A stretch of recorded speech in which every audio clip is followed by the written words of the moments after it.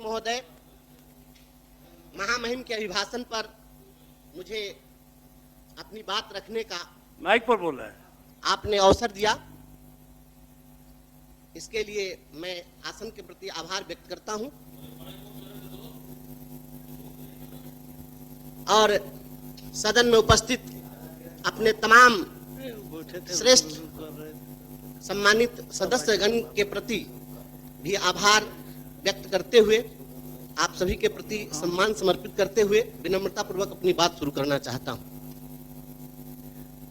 मैं तो आज पहली बार बोल रहा हूं और नया नया निर्वाचित होकर आया हूं। यहाँ हमारे सत्ता पक्ष और विपक्ष के हमारे सम्मानित नेतागण बैठे हैं, सभी सदस्यगण अपनी अपनी बात रख रहे हैं। तब मुझे दुष्यंत की पंक्तियां याद आती है जिसमें उन्होंने कहा कि रहनुमाओं की अदाओं पर फिदा है दुनिया, इस बहकती हुई दुनिया को संभालो यारो।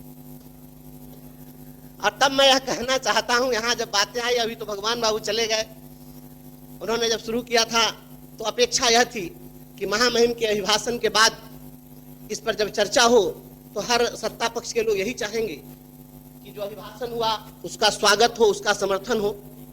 हमारी भी इच्छा होती है कि मैं भी सुशासन की सरकार के जो कार्य हैं, इन कार्यों की सराहना करूं और सराहना करते हुए मैं भी सुशासन का जयकारा लगा दूं। लेकिन सभापति महोदय, मैं यह कहना चाहता हूं, दो पंक्तियां समर्पित करता हूं।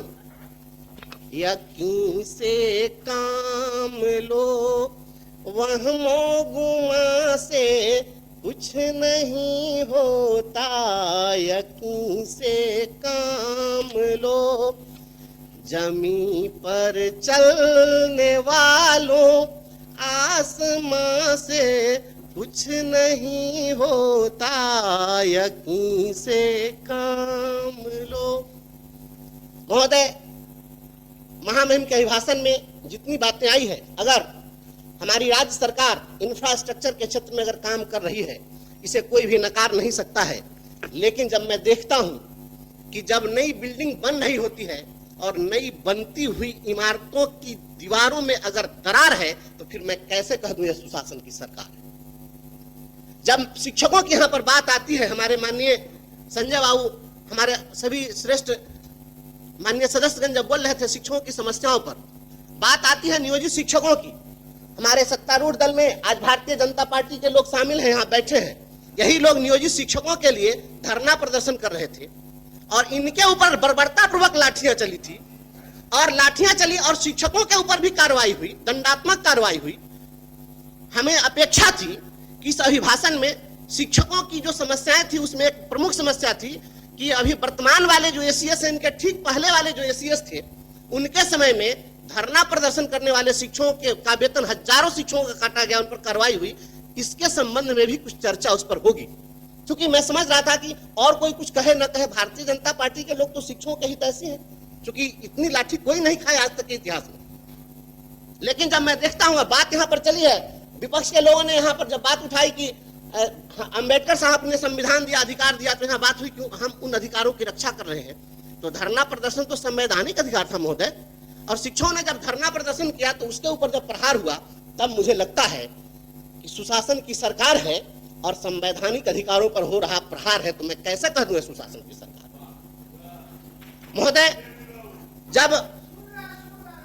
महोदय मैं छोटा सदस्य, मुझे बोलने दिया जाए।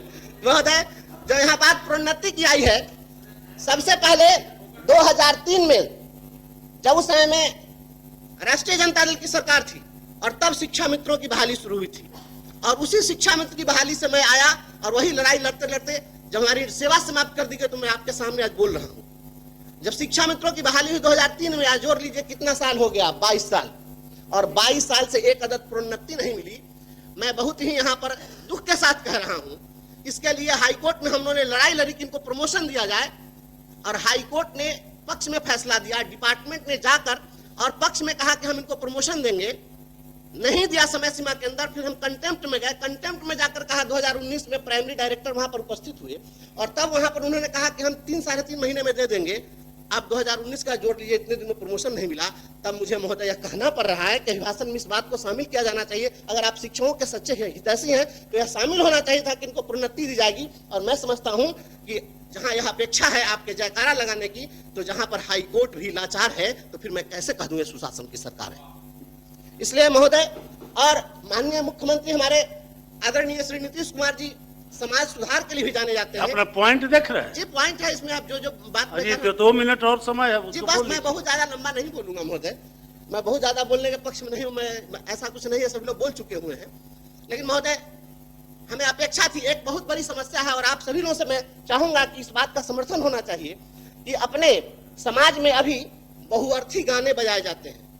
बहुत सारी सामाजिक कुरीतियों के खिलाफ माननीय मुख्यमंत्री जी ने काम किया है और अभी उन गानों के चलते, बहुअर्थी गानों के चलते गांव घर में झगड़ा होता है, दंगा होता है, मारपीट होती है और वहां पर हर्ष फायरिंग होती है। इस पर भी हमें अपेक्षा थी कि इस पर भी, इसको प्रतिबंधित करने के लिए कहीं ना कहीं कोई चर्चा इस पर होनी चाहिए थी। जब यहाँ पर बात आई है, रोजगार की बात आई है, यहाँ पर बहन शशि जी बोल रही है, बार बार इन सभी लोगों का सवाल आ रहा है रोजी रोजगार की। इस देश के अंदर में एक योजना है रोजगार गारंटी योजना, और रोजगार गारंटी योजना के तहत एक इलिटरेट, अंगूठा छाप, अकुशल अगर कोई मजदूर श्रमिक है, उसके भी रोजगार के गारंटी की बात होती है। माननीय मुख्यमंत्री जी रोजगार की दिशा में बहुत काम कर रहे हैं, तो इस देश के अंदर में अगर अकुशल, अंगूठा छाप, अशिक्षित लोगों के लिए रोजगार के गारंटी की बात होती है, तो स्नातक जो पास है उनके स्नातकों के रोजगार की गारंटी की बात क्यों नहीं होती है? इससे तो अच्छा है कि स्नातक न करके अगर अंगूठा छाप रहते तो उनको रोजगार मिल जाता। तो हमें अपेक्षा थी कि सभी स्नातकों के रोजगार की गारंटी सुनिश्चित करने की बात इसमें होनी चाहिए थी, ऐसी हमारी अपेक्षा थी। और महोदय बात वित्त रहित गुरुजनों की आई है, आदरणीय संजय बाबू ने बातें यहाँ पर कही है। मैं वित्त रहित शिक्षकों की समस्या बार बार हम लोग पहले भी अखबार के माध्यम से, टीवी चैनलों पर देखते रहे। यह सदन वित्त रहित गुरुजनों के पक्ष में, उनके लिए हमेशा आवाज इस सदन से आती रही है। लेकिन 2016 के बाद अगर उनको अभी तक अनुदान नहीं मिला, जो सरकार स्वयं वादा की थी, खुद यह नियम बना करके, अधिसूचना जारी करके और तय किया था कि हम इन्हें अनुदान देंगे, तो आखिर उस अनुदान की भी राशि नहीं दी गई। तो हम फिर बाद में हम लोग बात करेंगे वेतनमान की, तो वह मैं समझता हूं कि हम लोग की अपेक्षा थी कि इसमें इसकी चर्चा होती। आउटसोर्सिंग कर्मियों की बात हुई है, कितना बड़ा शोषण हो रहा है इस राज्य के अंदर, आप सभी लोग इस चीज से भली भांति अवगत हैं कि आउटसोर्सिंग एजेंसियों के माध्यम से, जी मैं समाप्त कर रहा हूँ, आउटसोर्सिंग एजेंसियों के माध्यम से, ना 5 में फिर ठीक है, सदन की सहमति सभापति महोदय मैं तुरंत समाप्त कर देता हूँ, बस 1 मिनट में सहमति लेनी पड़ेगी, टाइम बढ़ाना जी पड़ेगा। मैं तुरंत समाप्त करता हूँ। तो आउटसोर्सिंग एजेंसियों को जो छूट दे दी गई है, तो क्या शोषण का अधिकार दे दिया गया है कि आप 8,000 और 7,000 पर काम लीजिए? इस पर रोक लगनी चाहिए। और मैं इस शब्द के साथ बात समाप्त करता हूं कि जब तक रोटी के प्रश्नों पर धरा रहेगा भारी पत्थर, बातें नहीं बनाना तुम मेरी गली में खुशी खोजने कभी अगर जो आना। इसको भी जुड़वाना चाहते हैं, इसको भी। धन्यवाद। राज्यपाल के यहाँ ये भी पहुंचाना चाहते हैं। मैं भावना व्यक्त किया, आपने समय दिया, समाप्त करें। Thank you.